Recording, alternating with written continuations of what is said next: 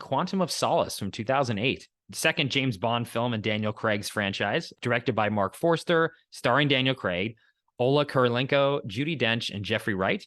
And the IMDb plot summary: James Bond descends into mystery as he tries to stop a mysterious organization from eliminating a country's most valuable resource. So, we said stars, influencing and setting style. For me, James Bond, just as a character, is someone, especially as a male character, that has represented to me men's fashion and a men's fashion sense. But it really, even, before this film, I sort of associated Bond with that. But I didn't really think about it too much until this particular movie came out. I thought this, to me, was Bond being stylish and fashion forward for the very first time. Yeah. So what are your thoughts on this film? Had you seen it before the podcast? And maybe your thoughts on Bond? Because I don't think we've covered a Bond film before, actually. So maybe give a bit of a Bond, your Bond take, and then your take on this film. Yeah, had seen this movie before for sure. And I agree with you. I think Bond is quintessential when it comes to style. Like every era of Bond actually means different things to different people when it comes to style. And for me personally, Daniel Craig and Sean Connery are definitely at the top of the hill when it comes to style. So totally agree with that.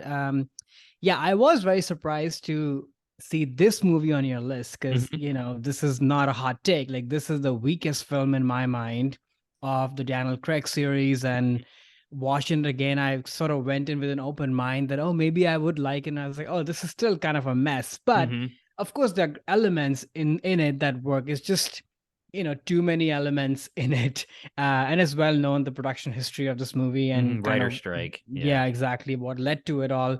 That said, I mean, it's still a Bond film. It's a good time, and Daniel Craig is amazing. He is my favorite Bond. So yeah, he's my favorite Bond too. I'm a big Bond fan, and maybe we'll talk about more Bond films in the future on future episodes. I'll get to my thoughts on the film in a bit, but the reason why this was the Bond film that I had chose was this was the first one to me where I really noticed Bond's sense of style. And they brought in Tom Ford to do all of the fashion for this, who was a fashion designer. Actually, after this film, I looked up okay, his suits look different here. He looks different. Even his casual wear looks different. And then I discovered that was Tom Ford who did all the suits. And actually he continued to do the rest of Daniel Craig's Bond films. And that actually got me into knowing who this designer was. And he's now one of my favorite male fashion designers, actually. He makes some good movies too. But as a designer, this movie, it really stood out to me. I mean, Bond had always had expensive tastes, and Brioni did the suits for Brosnan, but they weren't really noticeable. And I think it was because of they made fun of at the time, actually, for the tiny suits that Daniel Craig would wear was a big thing they were trying to kind of mock this film for, or in the rest of his films. But I think the look is really great, and it really popped for me. And the other thing too that this movie really stood out in terms of the fashion was not only Bond being in the suit and the high, the tuxedo. There's a great scene where he goes to an opera and he's in his little tuxedo looking great. But there's also a lot of this film that is takes place in South America, where Bond is out, in the field, running around kind of getting dirty, but his clothes then looked really awesome too. So it's a really great jacket, really great jeans. And I was noticing that. And in the past, I had never seen a Bond film where especially his casual wear was something that really stood out to me. It's like, oh, wow, I want to buy that. I'd look good in that. I mean, it wouldn't look as good as Daniel Craig, but oh, I kind of want to buy this. And you could go out there. I mean, these outfits and these suits and these Tom Ford stuff wasn't thousands of dollars. I mean, they're a little expensive, but they were within reach of a layman, basically. So I think that is why, because you could buy the look, and because it was so noticeable to me, this one stood out. I remember seeing it at times whoa, what's going on with the fashion in this? So that's why I chose this particular Bond film, because for me, Craig's the most stylish Bond, and that's the style that I like the most. And it's really after this film forward. So it's really Tom Ford coming in and I think really changed the game for me.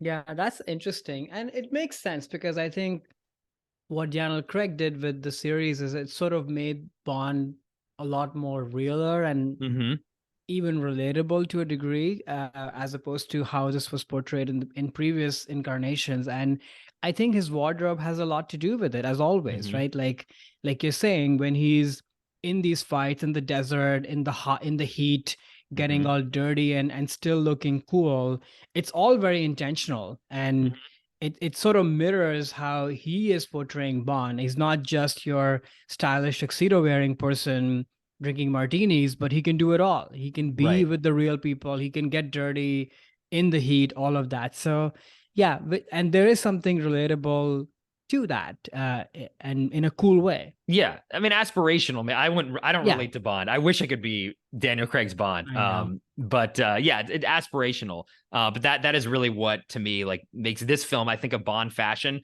This is the one that comes to mind because it really also made me think of who the designers were behind the Bond outfits, which is something I had never thought of before this film. You know, about the film. Yes, it is the common thought on it is it's the weakest of the Craig Bonds. I actually didn't really like it too much when I first saw it. And for me, it's really, really grown in terms of how much I love and appreciate this film. I think the key to unlocking what this film can do is watching it directly after you finish Casino Royale. I think the positive and the negative, which is the previous film in the first Craig Bond, I think the positive and negative with this film is without that movie, this movie is you can't really follow what's going on. You don't understand the motivation behind Bond. This entire film is Bond, like it says in the title, trying to find just a little bit of solace in getting his heart broken and betrayed by Vesper Lynd at the end of Casino Royale. This whole movie is about him coming to terms with that and then dealing with vengeance and revenge with the Bond girl in this film, and how, you know, Craig realizes that vengeance isn't going to give him anything. It isn't going to give him that solace. And it's actually forgiveness at the end when he meets the boyfriend who basically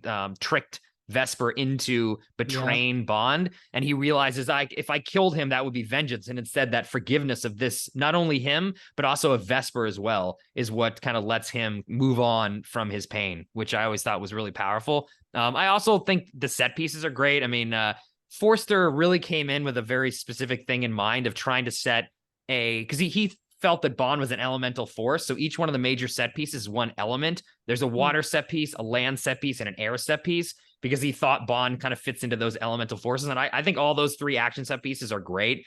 Even if the story around it is, you know, not as intriguing, especially as Casino Royale, which is my favorite Bond film, but it still really holds up for me, especially as you think of it as like the fourth act to Casino Royale.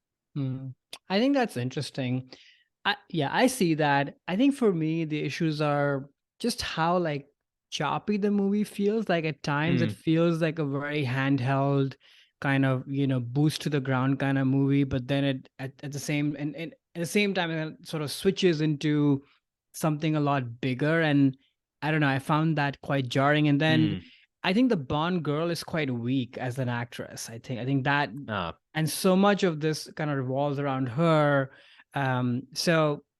But yeah, maybe I should watch it in continuation, and I think that might have a more of a emotional resonance, which I also felt lacking. But yeah, I just was confused by just the way I was when the first time I watched it as to what movie am I watching? Right. Yeah, I mean, that's what most people, you know, you hold the common opinion. So I'm not going to say that that's not what most people view this film.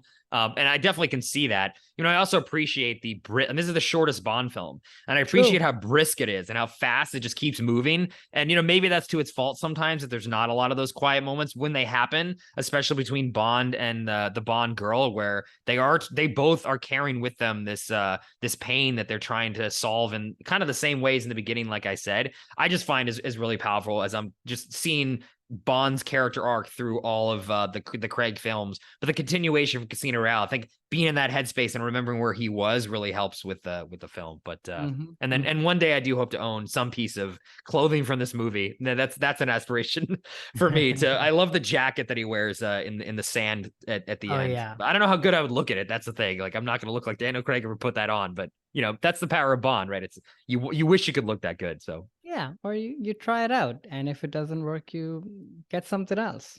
There you go. There you go. Hey there, it's Alex. If you like the review and discussion Karan and I just had, make sure you subscribe to our channel, Movies That Shaped Us, to get full episodes.